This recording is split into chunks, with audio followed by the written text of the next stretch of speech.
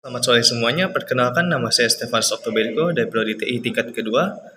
Jadi hari ini saya akan mengomentari tentang kasus krisis moneter Indonesia pada tahun 1997 sampai 1998. Nah, kasus ini bermulai pada tahun 1997 sampai 1998, yaitu terjadi pada pertengahan tahun 1997 di mana sektor keuangan Indonesia mengalami yang namanya pelemahan, ditandai dengan adanya defisit neraca perdagangan dan ketergantungan pada modal asing. Krisis ini dimulai ketika spekulasi mata uang asing melanda rupiah, yang memicu devaluasi yang cepat. Faktor utama ini meliputi ketidakseimbangan ekonomi, pelemahan sektor, keuangan, dan masalah struktural dalam manajemen ekonominya. Dampaknya sangat terasa di berbagai sektor. Investasi menurun drastis, pengangguran meningkat, dan inflasi yang melonjak. Krisis keuangan ini menciptakan resesi ekonomi dalam skala besar. Sementara, ketidakstabilan politik semakin memburuk. Meskipun sulit, krisis ini menjadi pemicu bagi Indonesia yang melakukan reformasi ekonomi. Pemerintah mengambil langkah-langkah menggunakan kebijakan ekonomi, melakukan restrukturisasi ekonomi, dan memperkenalkan reformasi keuangan. Tujuannya adalah membangun fondasi yang lebih kuat dan tahan terhadap guncangan ekonomi global. Dalam kurun waktu 5 tahun ini, Indonesia mengalami yang namanya perubahan struktural yang mendalam melalui kesulitan ekonomi ini. Negara ini berhasil menumbuhkan kesadaran akan pentingnya kestabilan ekonomi dan kebijakan yang baik. Transformasi ini melibatkan komitmen mengurangi ketergantungan pada modal asing dan memperkuat sektor ekonominya.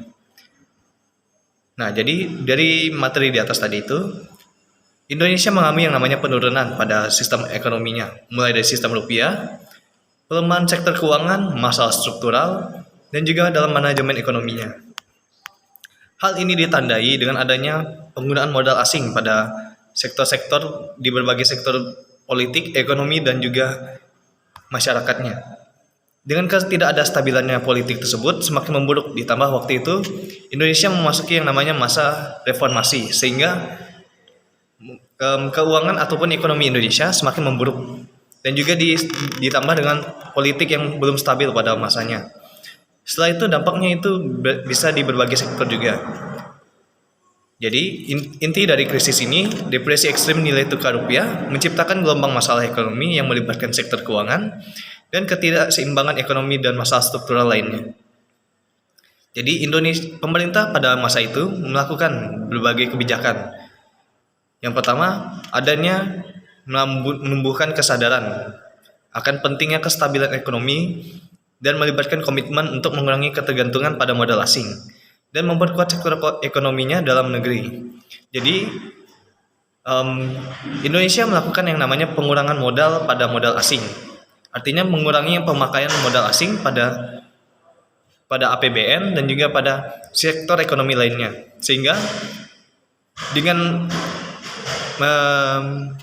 pemerintah mengambil langkah-langkah yang mengubah kebijakan ekonomi ini dengan melakukan strukturisasi ekonomi, memperkenalkan reformasi keuangan, dengan adanya tujuan membangun fondasi yang lebih kuat. Dari 2 tahun terakhir tersebut, Indonesia sementara menyakitkan mendorong negara ini menuju perubahan yang positif dari terkeperukan, dan Indonesia berhasil mengukir jalan menuju fondasi ekonomi yang lebih tangguh dan berkelanjutan dalam konteks globalisasi, dan tantangan ekonomi pengalaman ini menjadi bagian integral dari evolusi Indonesia. Nah, ketidakstabilan ekonomi ini mengakibatkan penurunan investasi, pengangguran yang meningkat, serta inflasi yang menonjak. Krisis keuangan dapat meluas, memicu resesi ekonomi yang dalam dan ketidakstabilan politik yang signifikan.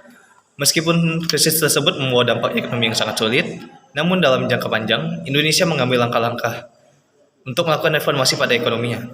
Perubahan kebijakan dan rekonstruksi ekonomi dilakukan untuk memperkuat dasar ekonominya.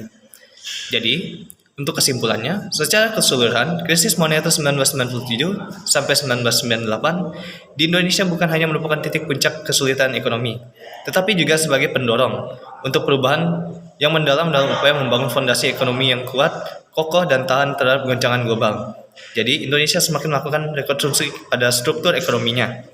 Oke, jadi sekian dari komentar yang dapat saya sampaikan pada kasus moneter ini. Jadi selebihnya saya ucapkan terima kasih. Jika ada kekurangan dan kurangnya tutur kata, saya mohon maaf. Sekian dan terima kasih.